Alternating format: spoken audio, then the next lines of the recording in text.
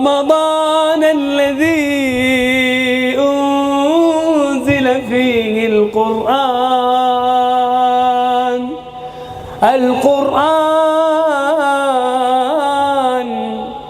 هدى للناس وبينات من الهدى والفرقان. السلام عليكم ورحمة الله وبركاته. بسم الله الرحمن الرحيم. الحمد لله رب العالمين، الصلاة والسلام على رسوله الأمين وعلى آله وأصحابه أجمعين وعلى من تبعهم بإحسان إلى يوم الدين، وبعد، فأعوذ بالله من الشيطان الرجيم. بسم الله الرحمن الرحيم. رب اشرح لي صدري ويسر لي أمري واحلل عقدة من لساني يفقه قولي. اللهم زدنا علما. எல்லாம் அல்ல அல்லாஹ்வை போற்றியும் புகழ்ந்தும் ஆரம்பிக்கின்றேன். எனதருமை இஸ்லாமிய சொந்தங்களே, சஹாபாக்கள் சம்பந்தமாக, அதிலும் குறிப்பாக கடந்த அமர்வுகளில் அபூபக்கர் ரலியல்லாஹு அன்ஹு அவர்கள் சம்பந்தமாகவும் உமர் ரலியல்லாஹு அன்ஹு அவர்கள் சம்பந்தமான ஒரு சில ஆரம்ப கட்ட விஷயங்கள் அவைகளை தெரிந்து கொண்டு, அதை அடுத்துள்ள அமர்வாக உமர் ரலியல்லாஹு அன்ஹு அவர்களின் வாழ்க்கையின் இன்னும் சில விஷயங்களை தெரிந்து கொள்வதற்காக இங்கு ஒன்று கூடியிருக்கிறோம். நேற்று எந்த சம்பவத்தை கொண்டு அமர்வை முடித்து விட்டேனோ அதே சம்பவத்தை கொண்டு இன்ஷா அல்லாஹ் இந்த அமர்வை துவங்க விரும்புகிறேன். நேற்று சொன்ன கடைசி சம்பவம் ஞாபகம் இருக்கா யாருக்காச்சும்? எந்த சம்பவத்தை சொல்லி முடித்தேன் ஞாபகம் இருக்கா? கடைசியாக சரி,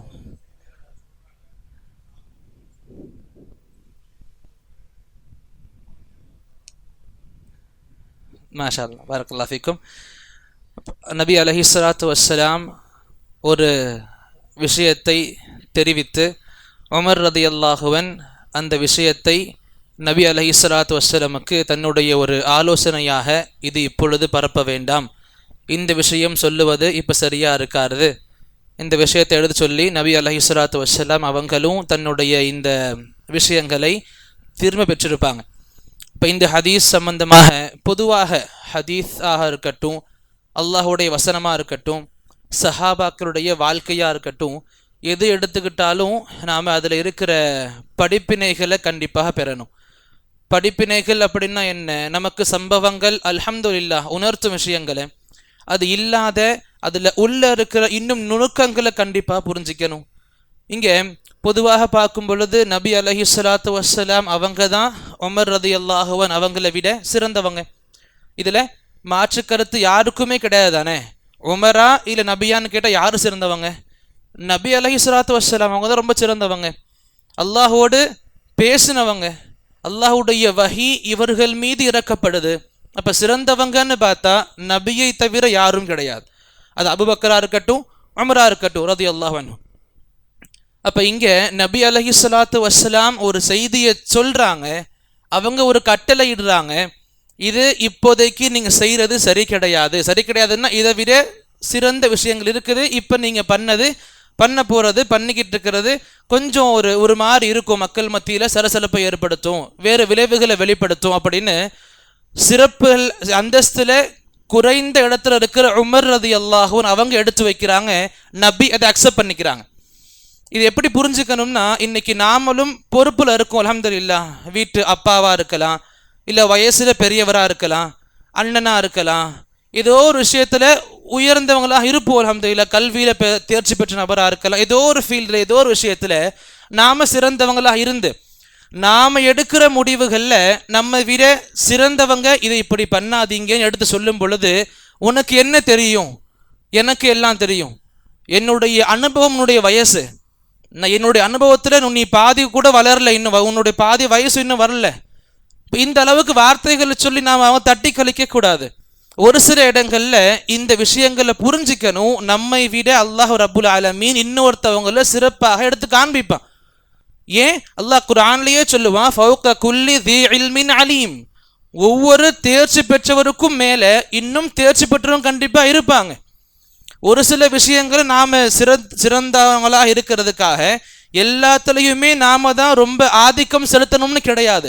நமக்கு கீழே யார் இருக்கிறாங்களோ அவங்களுடைய பேச்சுகளுக்கும் கவனம் கொடுக்கணும். இது ஒண்ணு. அதே போல இதுவும் தெரிஞ்சுக்கிட்டு இருந்த நேற்றைய விஷயங்கள்ல நபி அலைஹிஸ்ஸலாத்து வஸ்ஸலாம் சில சம்பவங்களை சொல்லுவாங்க. நான் கனவு கண்ட அந்த பால் சம்பந்தமாக இருக்கட்டும், அந்த உடை சம்பந்தமாக பார்த்துருந்தோம். அப்ப சஹாபாக்கள் நபி கிட்ட கேட்டாங்க, நபியே இதன் விளக்கம் என்ன? சஹாபாக்கள் நபி கிட்ட கேட்கிறாங்க, இதன் விளக்கம் என்ன? நபி அலைஹிஸ்ஸலாத்து வஸ்ஸலாம் சொல்லி கொடுக்குறாங்க அந்த விளக்கங்களை. அப்ப இங்க இந்த விஷயங்கள் எப்படி புரிஞ்சுக்க முடியும்னா, சஹாபாக்கள் தானாகவே எதையுமே சொன்னது கிடையாது. சஹாபாக்களுக்கு நபியுடைய சில கேள்விகளுக்கு பதில் தெரியும்.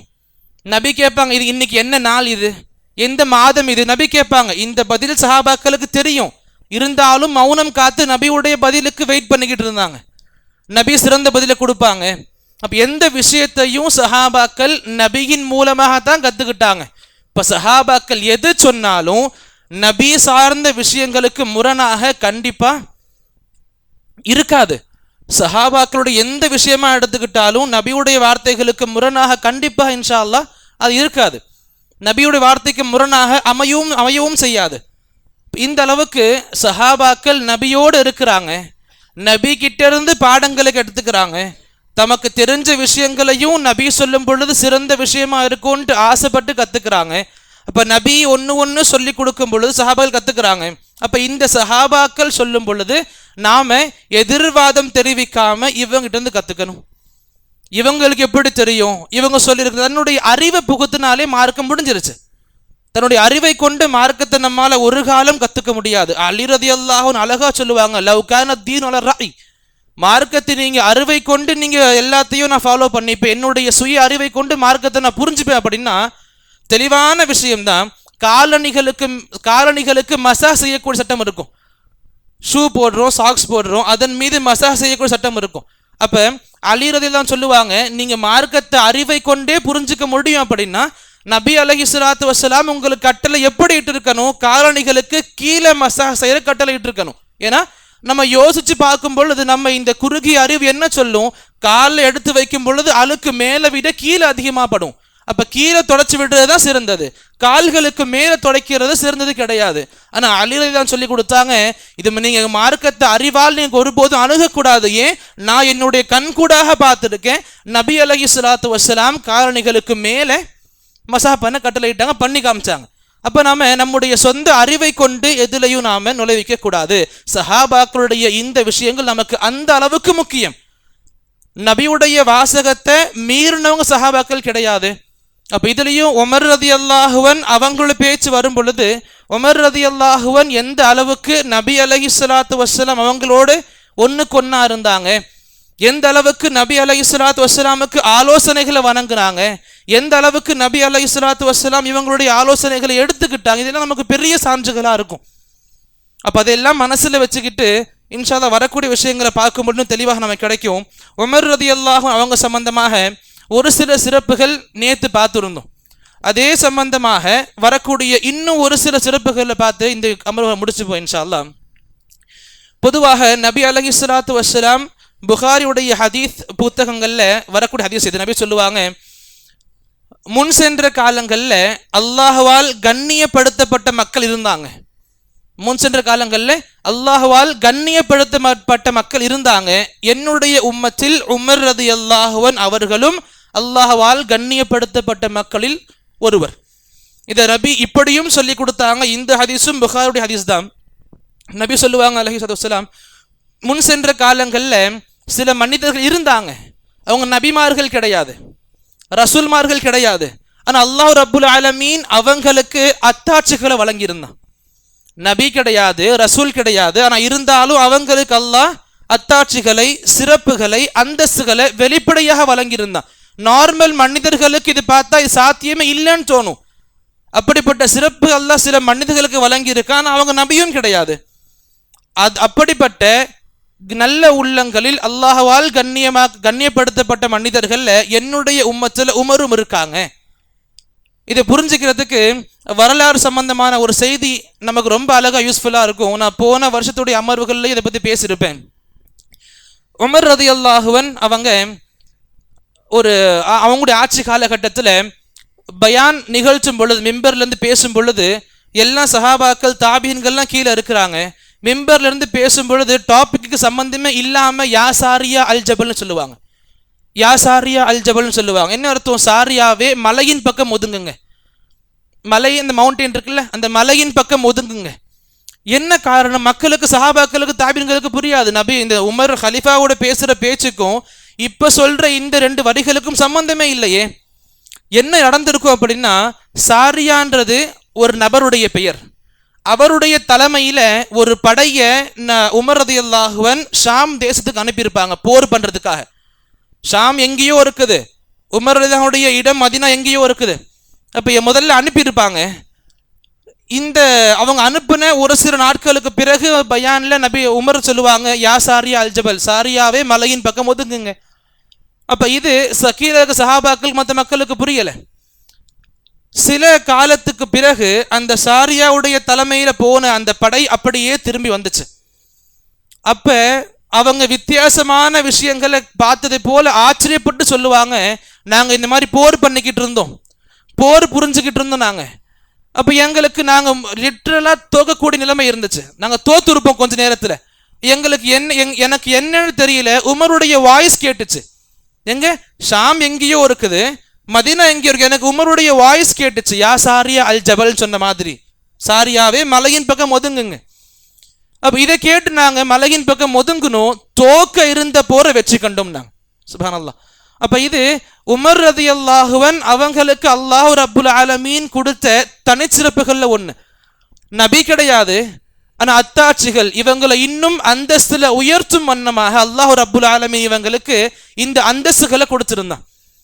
இது நமக்கு இன்னும் அழகாக உணர்த்தும் வண்ணம் அப்துல்லா பின் உமர் ரலியல்லாஹு அவங்க அழகாக சொல்லுவாங்க, மா நஸல பின் நாசி அம்ருன் கத் ஃபகாலு ஃபீஹி வகால ஃபீ உமர் இல்லா நஸல ஃபீஹில் குர்ஆன் அலா நஹி மா கல உமர். மக்கள் மத்தியில் எந்த ஒரு விஷயம் வந்தாலும், எந்த ஒரு குழப்பமான விஷயம் வந்தாலும், அந்த விஷயத்தில் மற்ற மக்கள் ஒரு கருத்து கூற, உமர் ரலியல்லாஹு அன்ஹு அவர்கள் ஒரு கருத்து கூற, அல்லாஹ் ரப்புல் ஆலமீன் வானத்திலிருந்து உமர் ரலியல்லாஹு அன்ஹு அவர்களின் கருத்தை சரி காணும் வண்ணமாக குர்ஆனை இறக்குவான். புரியுதா? மக்கள் 2 கருத்து இருப்பாங்க. உமர் ரலியல்லாஹு அன்ஹு ஒரு கருத்தை வெளிப்படுத்துவாங்க, மற்ற மக்கள் வேறு கருத்துக்களை வெளிப்படுத்துவாங்க. அல்லாஹ் ரப்புல் ஆலமீன் உமர் ரலியல்லாஹுடைய கருத்துக்கு சரி காணும் விதமாக, அவங்களுடைய கருத்து சரின்னு சொல்லும் விதமாக, இவருடைய கருத்து தான் சரியான கருத்து, சிறந்த சொல்லும் விதமாக அல்லாஹ் குர்ஆன் வஹி இறக்குவான்னு சொல்லுவாங்க. அப்போ நிறைய விஷயங்கள் இருக்கு. அப்படி உதாரணத்துக்கு பார்க்கும் பொழுது நபி அலைஹிஸ்ஸலாத்து வஸ்ஸலாமோடு உமர் இருப்பாங்க ரலியல்லாஹு அன்ஹு. சொல்லுவாங்க, நபியே, காபத்துல்லாஹ்ல மகாமு இப்ராஹிமின் இடம் இருக்கு, தெரியுமா? மகாம் இப்ராஹிம் பார்த்துருக்கீங்களா? யாராச்சும் போனவங்க பார்த்துருப்பீங்க கண்டிப்பாக இன்ஷா அல்லாஹ். அப்படி போகாதவங்களும் கூகுளில் சர்ச் பண்ண கிடைச்சிடும். சுப்ஹானல்லாஹ். காபத்துல்லாவுக்கு அப்படியே முன்னாடி ஒரு சின்ன இது மாதிரி இருக்கும்.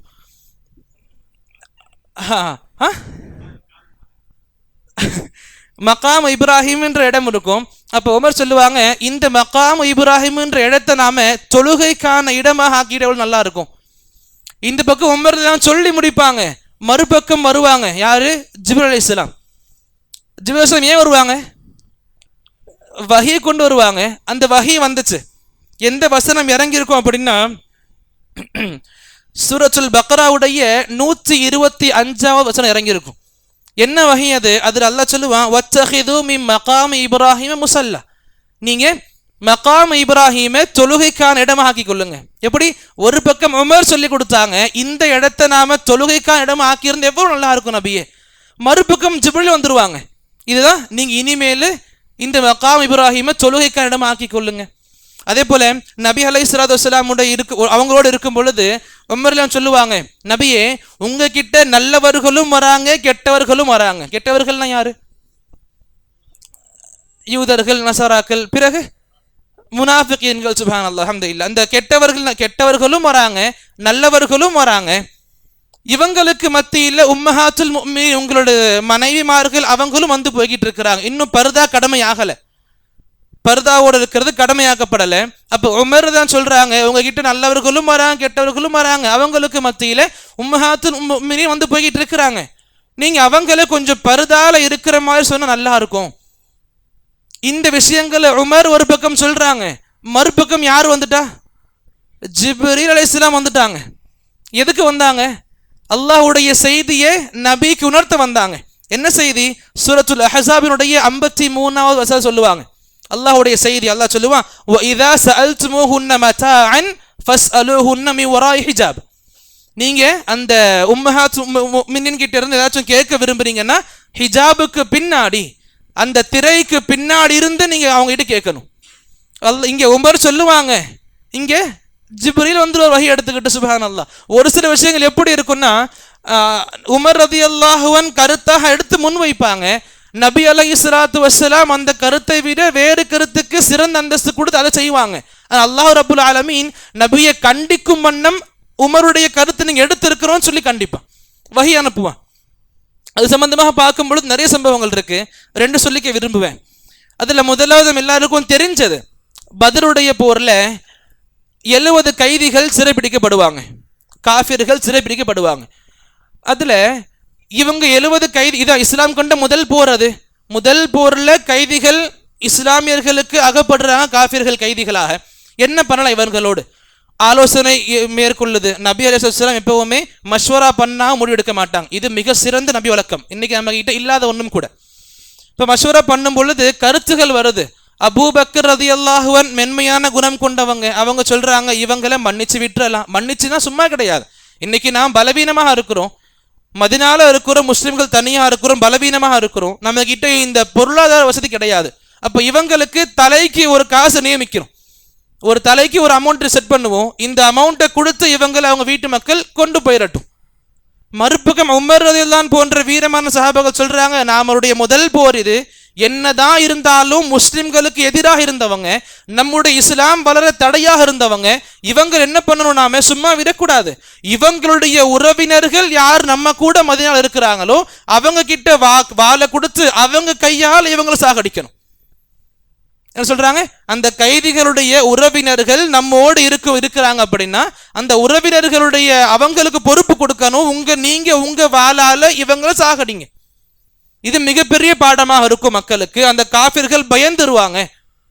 உமர் ரலியல்லாஹு அன்ஹுடைய இந்த கருத்து ரொம்ப ஆக்ரோஷமாக இருந்துச்சு. அபூபக்கருடைய கருத்து ரொம்ப மென்மையாக இருந்துச்சு. நபியுடைய குணமே சுப்ஹானல்லாஹ், இலகுவ விரும்புறவங்க, இரக்க குணம் கொண்டவங்க. கேட்ட உடனே அபூபக்கருடைய கருத்து சிறப்பாக தெரிஞ்சிச்சு. உடனே இதே கருத்தை அப்ளை பண்ணிட்டாங்க, இதே கருத்துக்கு முடிவு பண்ணிட்டாங்க, நிர்ணயிக்கப்படுது. சிலர் வராங்க, கொடுத்தாங்க, அது பெரிய வரலாறு. அது இங்க இந்த பக்கம் முடிவெடுக்கப்படுது, மறுபக்கம் அல்லாஹ் ரப்புல் ஆலமீன் வஹி அனுப்புறான். சூரத்து அன்ஃபாலுடைய 67வது ஆயத்தை அல்லாஹ் இறக்குறான். அல்லாஹ் சொல்லுவான், மா கான லிநபியின் அன் யகூன லஹு அஸ்ரா ஹத்தா யுத்கின ஃபில் அர்த். ஒரு நபிக்கு எதிரிகளை கொலை செய்யாம அவங்களை சிறை பிடிப்பது சரி கிடையாது. ஒரு நபிக்கு அது தகுதி கிடையாது. துரீதூன அர்த துன்யா, நீங்க உலகத்தின் செல்வங்களை ஆசைப்படுறீங்க, உலகத்தின் செல்வங்களுக்கு முக்கியத்துவம் கொடுத்துட்டீங்க. வல்லாஹு யுரீதுல் ஆஹிர், அல்லாஹ் தஆலா மறுமையை என்றான், மறுமையை நாடுறான். அப்ப இங்க உமருடைய இந்த வார்த்தையை நபி நீங்க எடுத்திருக்கணும்னு அல்லாஹ் சொல்லாம சொன்னா இல்லையா?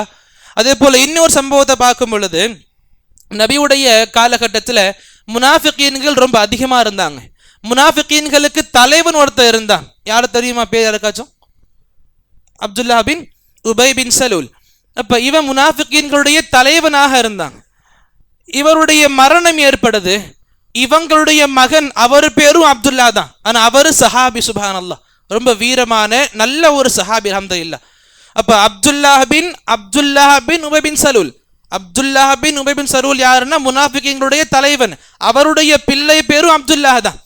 இப்ப தகப்பன் முனாஃபிகீன்களுடைய தலைவனாக இருக்காங்க, இறந்துட்டாரு. அவங்களுக்காக பாவ மன்னிப்பு கேட்க முடியாது, கேட்டு பிரச்சனை கிடையாது. ரொம்ப வருத்தமா இருக்காங்க. நபி கிட்ட வராங்க, சஹாபி நபி கிட்ட வந்து சொல்றாங்க, நபியே, அப்பா இறந்துட்டாரு, உங்களுடைய ஆடையை இவர் மேல போத்து எனக்கு கொடுங்க. நபி இவருடைய வருத்தத்தை தெரிஞ்சுக்கிட்டு இவருக்கு ஆறுதல் அளிக்கும் வண்ணம் தன்னுடைய ஆடையை கொடுக்குறாங்க. இதுக்கு பின்னாடி இன்னொரு அர்த்தமும் இருக்கும். ஏன்னா பத்ருடைய போர்ல கைதிகள் வந்தாங்கல்ல, அந்த கைதிகள்ல நபியுடைய சொந்தக்காரரான நபியுடைய அப்பாவுடைய சகோதரரான அப்பாஸ் ரலியல்லாஹு அன்ஹு, அப்ப பத்ரு போர்ல அவங்க முஸ்லீம் கிடையாது, கைதியாக வந்திருப்பாங்க. அப்ப அப்பாஸ் ரலியல்லாஹு அன்ஹு அப்ப கைதியாக வந்திருக்கும் பொழுது அவங்க உடை இல்லாம இருப்பாங்க. அவங்களுக்கு அப்துல்லா பின் உபை பின் சலூல் முனாஃபிக்கினுடைய தலைவர் என்ன பண்ணுவாரு, ஒரு உடையை கொடுப்பார் போட்டுக்கிறதுக்கு. அப்ப நபி சொல்லுவாங்க, இவர் என்னுடைய உறவுக்கு உடை கொடுத்து உதவி பண்ணாரு, அதுக்கு பழி தீர்க்கும் வண்ணம், பழினா அதற்கான கூலி கொடுக்கும் வண்ணம், அது சரி கட்டும் வண்ணம் நான் என்னுடைய உடையை கொடுத்தாங்க. உடை போத்துப்பட்ட பிறகும் சஹாபின்னு கேட்குறாங்க, நபியே என்னுடைய அப்பாவுக்கு நீங்க ஜனாசா தொழுகை தொலை வச்சிருங்க. நபி அலைஹிஸ்ஸலாத்து வஸ்ஸலாம் அவங்களும் ஜனாசா தொழுகையை தொலை வைக்கிறதுக்கு முன் வராங்க. பின்னாடி உமர் தான் இருக்கிறாங்க, அவங்களுக்கு பிடிக்கல. அவங்க சொல்றாங்க, நபியே நீங்க தொலை வைக்க கூடாது, ஏன்னா இவர் சாதாரண மனுஷன் கிடையாது, என்னென்னலாம் நமக்கு பண்ணா தெரியுமா, எல்லாத்தையுமே எடுத்து வைக்கிறாங்க. இப்படிப்பட்ட நபர் இப்படி பண்ணார், உங்களுக்கு இப்படி பண்ணார், முஸ்லிம் மக்களுக்கு இப்படி எல்லாத்தையும் எடுத்து வைக்கிறாங்க. இவங்களுடைய கருத்து நபிக்கு கேட்டுக்கிட்டு இருக்கு. நபி இவங்களுக்கு ஆறுதல் படுத்துறாங்க. யார? உமர் ரலியல்லாஹு அவங்க ஆறுதல் படுத்துறாங்க. அல்லாஹ், உமரே கொஞ்சம் பொறுமையா இருங்க, அல்லாஹ் ரப்புல் ஆலமீன் எனக்கு ஆப்ஷனை கொடுத்துருக்கான். சூரா தௌபாவுடைய 80வது ஆயத்தை ஓதி காண்பிப்பாங்க. அல்லாஹ் எனக்கு சொல்லி கொடுத்தான், அஸ்தக்ஃபிர் லஹும் அவ் லா தஸ்தக்ஃபிர் லஹும் இன் தஸ்தக்ஃபிர் லஹும் 70 மர்ரா ஃபலயக்ஃபிருல்லாஹு லஹும். நீ அல்லாஹ் கிட்ட இந்த முனாஃபிகீன்களுக்காக பாவ மன்னிப்பு கேளுங்க, கேட்காம போங்க. நீங்க 70 முறை பாவ மன்னிப்பு இவங்களுக்காக கேட்டாலும் அல்லாஹ் ஒருபோதும் இவங்களை மன்னிக்க மாட்டான். அப்ப அல்லாஹ் நீங்க தடுக்கல, கேளுங்க, கேட்காம போங்க. அல்லாஹ் வாய்ப்பை கொடுத்துருக்கான், ஆப்ஷன்ஸ் கொடுத்துருக்கான். அல்லாஹ் என்ன தடுக்கல, நான் அதுக்கு அந்த கருத்து அடிப்படையில் நான் தொலை வச்சுட்டு போறேன். அப்ப தொலை வச்சாங்க. தொலை வச்சு முடிச்ச பிறகு அல்லாஹுடைய வசனம் வருது. சூரா தௌபாவுடைய 84வது ஆயத் அல்லாஹ் அங்க இறக்குறான். அல்லாஹ் சொல்லுவான், வலா துஸல்லி அலா அஹதி மின்ஹும் மாத அபதா, இனி இவர்கள்ல யார் இறந்து போனாலும் நபியே நீங்க தொலை வைக்க கூடாது. எப்படி? முனாஃபிகீன்கள்ல இனி யார் இறந்து போனாலும் நீங்க தொலை வைக்க கூடாது அவங்களுக்கு ஜனாதா தொழுகைய. அப்ப இது இன்னும் நிறைய சம்பவங்கள் இருக்கு. எப்படி புரிஞ்சுக்க முடியும்? நபி அலைஹிஸ்ஸலாத்து வஸ்ஸலாம் உமர் ரலியல்லாஹு அன்ஹு அவர்களுடைய பேச்சை கேட்டு அதை விட வேற ஒண்ணுக்கு சிறந்த அந்தஸ்து கொடுத்து அதன்படி அமல் செஞ்சா அல்லாஹ் ரப்புல் ஆலமீன் வஹி இறக்கிடுவான். என்ன விஷயத்தை போற்றி? உமருடைய கருத்து சரியானது, உமருடைய கருத்துக்கு நீங்க முக்கியத்துவம் கொடுக்கணும். அப்ப இது நபி அலைஹிஸ்ஸலாத்து வஸ்ஸலாம் அவங்க வாழும் பொழுது அழகா சொல்லிட்டாங்க. உமர் ரலியல்லாஹு அன்ஹு அவங்களுடைய நாவிலிருந்து சத்தியம் வெளிப்படும், அவங்களுடைய உள்ளத்திலிருந்து சத்தியம் வெளிப்படும். அப்ப உமர் ரலியல்லாஹு அன்ஹு அவங்களுக்கு இருக்கிற அந்த சுப்ஹானல்லாஹ், நபி இப்ப சொன்ன அதே ஹதீஸ் இப்ப மறுபடியும் சொல்ல ஆசைப்படுவேன். நபி சொன்னாங்கல்ல, முன் சென்ற உம்மத்துல அல்லாஹ்வால் கண்ணியப்படுத்த மக்கள் இருக்காங்க. இந்த என்னுடைய உம்மத்துல உமர் அதுல ஒண்ணு. சுப்ஹானல்லாஹ். அப்ப இப்படி உமர் ரலியல்லாஹுடைய வாழ்க்கை ரொம்ப அழகான சிறந்த வாழ்க்கையாக நபி இருக்கும் பொழுதும் இருந்துச்சு. நபி இறந்த பிறகு அபூபக்கருடைய ஆட்சியிலையும் நான் அவங்களோட பத்தி பேசும்பொழுது சொல்லி கொடுத்துருப்பேன். அபூபக்கருக்கு நிறைய விஷயங்கள் எடுத்து முன்வைப்பாங்க. அந்த விஷயங்கள் அபூபக்கர் எப்படி கையாண்டாங்க அதை பத்தியும் பார்த்துருந்தோம், அல்ஹம்துலில்லாஹ். பிறகு அபூபக்கர் ரலியல்லாஹு அன்ஹு அவங்க இறக்கும் பொழுது உமர் ரலியல்லாஹு அன்ஹு அவங்கள ஆட்சியாளராக நியமிச்சாங்க. எனக்கு பிறகு இவர் தான் ஆட்சி செய்வாரு, எனக்கு பிறகு இவர் தான் ஹலீஃபா இருப்பாரு அப்படின்னு நியமிக்கிறாங்க. அப்ப முஸ்லிம் மக்கள் எல்லோருமே எந்த கருத்து வேறுபாடு இல்லாம, எந்த மாற்று கருத்து கொள்ளாம முழு மனதாக ஒரு மனதாக உமர் ரலியல்லாஹு அவங்கள தன்னுடைய 3வது ஹலீஃபா எடுத்துக்கிட்டாங்களா? தன்னுடைய 3வது ஹலீஃபாவா? 2வது ஹலீஃபாவாக ஆகிட்டாங்க. அப்ப தன்னுடைய இஸ்லாத்துடைய 2வது பெரிய ஹலீஃபா உமர் அல் ஃபாரூக் ரலியல்லாஹு அன்ஹு. எப்படிப்பட்ட நபர் தெரியுமா இவங்க? சுப்ஹானல்லாஹ். உமர் ரலியல்லாஹு அன்ஹு அவங்களே சொல்லுவாங்க, நான் சிறு பிள்ளையா இருக்கும் பொழுது ஒட்டகங்களை கொடுப்பாங்க என்கிட்ட மேய்க்கிறதுக்கு, எனக்கு மேய்க்க தெரியாது. ஒட்டகங்களை கொடுப்பாங்க, நான் சின்ன பிள்ளையா இருக்கும் பொழுது ஒட்டகங்களை மேய்க்க தெரியாது. ஆனா இன்னைக்கு உலகத்தை ஆண்டாங்க. உலகம்னா மக்கள் கேள்விக்கு இப்போ உலகத்தை ஆண்டாங்களா? புரிஞ்சுக்கணும், இஸ்லாமிய உலகத்தை ஆண்டாங்க. சுப்ஹானல்லாஹ். எப்படி ஒட்டகங்களை மேய்க்க தெரியாத ஒருவருக்கு நபி அலைஹிஸ்ஸலாத்து வஸ்ஸலாம் அவங்களோடு இருந்து நபி கற்றுக்கிட்ட விஷயங்கள், நபி கற்றுக் கொடுத்த விஷயங்கள், நபி கிட்ட கற்றுக்கிட்ட விஷயங்கள், நபியோடு இருக்கும் பொழுது அந்த நபியின் அனுபவத்தில் எடுத்துக்கொண்ட விஷயங்களை கொண்டு இவ்வளோ பெரிய ஆட்சி ஆண்டாங்க. இன்னைக்கும் கூட இன்ஷா அல்லாஹ் மறுமை நாள் வரைக்கும் கூட இஸ்லாமிய வரலாற்று புத்தகத்தில் உமருடைய இந்த ஆட்சி காலம் தங்க பக்கங்களா இருக்கும். சுப்ஹானல்லாஹ், ரொம்ப அழகான ஆட்சி காலம். அப்ப உமர் ரலியல்லாஹு அன்ஹு இந்த விஷயத்தை பார்த்து புரிஞ்சுக்கணும். சிறந்த ஆசிரியர்னால சிறந்த மாணவர்களை கண்டிப்பா உருவாக்க முடியும். சிறந்த மாணவர்கள் இருக்கணுமா, சிறந்த ஆசிரியராக இருக்கணும் ஆசிரியர்கள். அதே போல சிறந்த தலைவரால தான் சிறந்த தலைவர்களை உருவாக்க முடியும். அப்ப நபிக்கு பிறகு வந்த அபூபக்கரா இருக்கட்டும் ரலியல்லாஹு அன்ஹு, உமரா இருக்கட்டும் ரலியல்லாஹு அன்ஹு, மிகச்சிறந்த தலைவர்களும் கூட, மிகச்சிறந்த ஆசிரியர்களும் கூட. சுப்ஹானல்லாஹ். அப்ப உமர் ரலியல்லாஹு அன்ஹு அவங்களுடைய ஆட்சியில என்னென்ன விஷயங்கள், ரொம்ப உமருடைய ஆட்சியை ரொம்ப பொதுவாக பார்க்கும் பொழுது ரலியல்லாஹு அன்ஹு ஈஸியா புரிஞ்சுக்க முடியும். அவங்களுடைய ஆட்சியில மிகவும் அதிகமான கவனம் எதுக்கு செலுத்தப்பட்டுச்சு அப்படின்னா மார்க்கத்தை பாதுகாக்கணும். அபூபக்கருடைய வாழ்க்கையில நிறைய ஃபித்னாக்கள் வந்துச்சு. அதை ரொம்ப பெரிய தைரியத்தோடு கையாண்டு அழகாக கொண்டு வந்து முடிச்சிட்டாங்க, என்கிட்ட கொடுத்துட்டாங்க. இனி நான் இந்த மார்க்கத்தை மறுபடியும் பழைய வழிக்கு கொண்டு போய் விட்டுறக்கூடாது, மக்கள் பிரிஞ்சு போன மாதிரி ஆக்கிடக்கூடாது, இந்த மார்க்கத்தை நிலைநாட்டணும், மார்க்கத்தை காப்பாற்றணும். நிறைய விஷயங்கள் பண்ணாங்க. பித்அத்திலிருந்து காப்பாற்றுறதுக்கு, ஹுராஃபாத்திலிருந்து காப்பாற்றப்படுறதுக்கு, நிறைய ஷிர்கான விஷயங்களும் காப்பாற்றப்படுறதுக்கு, நிறைய இந்த மேற்கத்திய கலாச்சாரங்கள் உள்நுழையாமல் இருக்கிறதுக்கு நிறைய ஏற்பாடுகள் பண்ணாங்க. சுப்ஹானல்லாஹ். உமருடைய ஆட்சியில சுப்ஹானல்லாஹ் இஸ்லாமிய மார்க்கம் அழகாக பாதுகாக்கப்பட்டுச்சு. இதை நபியுடைய முன்னறிவிப்பாக எடுத்துக்கலாம். நபி வாழும் பொழுது நபி சொன்னாங்க, உமர் ரலியல்லாஹு அன்ஹு அவங்களுக்கும் ஃபித்னாக்களுக்கும் மத்தியில பலமான கதவு ஒன்று இருக்கு. உமர் இருக்கும் வரை ஃபித்னாக்கள் முஸ்லிம் உம்மாக்குள் நுழையாது. உமர் எப்படிப்பட்டவர்? உமர் இருந்தா ஃபித்னா அங்க இருக்காது. உமர் இருக்கும் வரை ஃபித்னாக்கள் நுழையாது. உமர் இறந்த பிறகுதான் ஃபித்னாக்கள் இந்த உம்மத்துக்குள்ள வரும். இதை ஹதீஸின் மூலமாக பார்க்கணும் அப்படின்னு சொல்லி முடிச்சுக்கிறேன் இன்ஷா அல்லாஹ். ஹுதைஃபா ரலியல்லாஹு அன்ஹு அவங்க இருப்பாங்க. யார் அவங்க தெரியுமா யாருக்காச்சும்? ஹுதைஃபா ரலியல்லாஹு அன்ஹு அவங்கள பத்தி சுப்ஹானல்லாஹ், நபி அலைஹிஸ்ஸலாத்து வஸ்ஸலாமுடைய ரகசியத்தை பாதுகாப்பவங்க, சாஹிபு சிர் அப்படின்ற தலைப்பு இவங்க சொல்லுவாங்க, பட்டம் சொல்லுவாங்க. நபியுடைய ரகசியங்கள் அதிகமாக இவங்களுக்கு தெரியும். முனாஃபிகீன்களை பத்தி நபி சொல்லுவாங்க இவங்களுக்கு. எப்படிப்பட்ட சஹாபினா, மற்ற சஹாபாக்கள் எல்லாம் சொர்க்கத்தை பத்தி கேட்பாங்க நபி கிட்ட. நபியே சொர்க்கத்தை பத்தி சொல்லுங்க, சொர்க்கத்தின் சுகங்களை பத்தி சொல்லுங்க, ஆசைப்பட்டு அமல் செய்யறதுக்கு. இந்த ஒரு சஹாபி நபி கிட்ட வரும் பொழுதெல்லாம் நரகத்தை பத்தி கேட்பாங்க, கபரை பத்தி கேட்பாங்க, குழப்பங்களை பத்தி கேட்பாங்க. ஏன்? இதை கொண்டு நான் பயந்து பயந்து அமல் பண்ணணும். அப்ப ரொம்ப அழகான தனித்துவம் கொண்ட சஹாபி சுப்ஹானல்லாஹ். அதனாலே நபி இவங்க கிட்ட நிறைய விஷயங்கள் ரகசியமா சொல்லிட்டு போனாங்க. அப்ப அப்படி இந்த விஷயங்கள் எல்லா சஹாபாக்களுக்கும் தெரியும். அப்ப ஹுதைஃபா பின் யமான் ரலியல்லாஹு அன்ஹு அவங்க ஒரு சபையில் இருக்காங்க. சஹாபாக்கள் எல்லோருமே சஹாபையில் நிறைய பேர் இருக்காங்க. அப்ப உமர் ரலியல்லாஹு அன்ஹு வந்து கேட்கிறாங்க, உங்கள யாராச்சும் நபி கிட்ட இருந்து ஃபித்னா சம்பந்தமாக, குழப்பங்கள் சம்பந்தமாக ஹதீஸ்கள் கேட்டிருக்கீங்களா? இப்ப என்ன உமர்லானுக்கு என்ன இருக்கும்னா, ஹுதைஃபா இருக்காரு, கண்டிப்பா சொல்லுவாரு, இதை நான் தனியாக கேட்டேன், எனக்கு மட்டும் தெரியும், ஒட்டுமொத்த மக்களுக்கும் தெரியணும், அதுக்காக ஹுதைஃபா ரலியல்லாஹு அவங்க இருக்கிற சபையில கேட்டாங்க. யாருக்காச்சும் நேரடியாக கேட்கல, பொதுவாக கேட்டாங்க. யாருக்காச்சும் நபி கிட்ட இருந்து ஃபித்னாக்கள் சம்பந்தமான ஹதீஸுகள் இருக்குதா? யாராச்சும் கேட்டிருக்கீங்க நபி கிட்ட? அப்ப ஹுதைஃபா தான் சொல்லுவாங்க, உமரே அமீர் முஃமினீனே, நீங்க ஃபித்னா சம்பந்தமாக கவலைப்பட வேண்டாம், உங்களுக்கு ஃபித்னா சம்பந்தமான கவலைகள் தேவையில்லை. ஏன்? நபி சொல்லி கொடுத்தாங்க, உங்களுக்கும் ஃபித்னாக்களுக்கும் மத்தியில பலமான கதவு இருக்குது, நீங்க இருக்கிற வரைக்கும் ஃபித்னாக்கள் நுழையாது உம்மத்துக்குள்ள. இதை கேட்ட உமர் ரலியல்லாஹு மறுபடியும் கேட்டாங்க, ஹுதைஃபாவை எனக்கு இன்னும் தெளிவாக சொல்லுங்க, நபி என்ன சொன்னாங்க, இந்த கதவு திறக்கப்படுமா அல்லது உடைக்கப்படுமா? இந்த கதவு திறக்கப்படுமா அல்லது உடைக்கப்படுமா? ஹுதைஃபா ரலியல்லாஹு சொல்லுவாங்க, இந்த கதவு திறக்கப்படாது, உடைக்கப்படும்.